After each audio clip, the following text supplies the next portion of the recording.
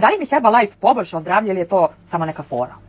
Neko to pita. A vi koristite Herbalife? Da. I ja koristim. Tako da. Mislim, on je shake pijem. Iskreno da ti kažem, imamo puno prijatelja koji rade u Herbalifeu i bave se time i samim tim koriste proizvode i iskreno da ti kažem, ja samo reči hvala mogu reći za te proizvode, ja ih koristim i dalje, svaki dan. Godinama ih koristimo i to je... Ne sve proizvode, ali onako nekad po potrebi, ali neke baš svaki dan i meni to jako prija za stomak, generalno imam tako slab taj digestivni trakt i jako mi prija sve to i u trudnoći. Aloja, čaj i vlakna su nam ritual koji ne propuštamo svaki dan. Čak i deci dajem. Najjači za probavu. Čak i deci dajem neke proizvode i... Ja koristim za razliku od nje, recimo pred nastupu Lift Off i Pro Long, to su novi neki sportski neki i prije treninga, recimo umjesto tih neki pre-workouta, oni su stvarno jedna kompanija neverovatna, ali mnogo su ishejtovani i mnogo ima ljudi koji na pogrešan način predstavljaju Herbalife i mnogo je onih nekih žena od prije 100 godina koje su vukle za rukav ljude kao Herbalife, one debele 200 kila imaju i prodaju Herbalife. Pa ne možeš ti druže da prodaješ Herbalife, a da predstavljaš roštiljadu, hoću ti kažem, kontrareklama je napravljena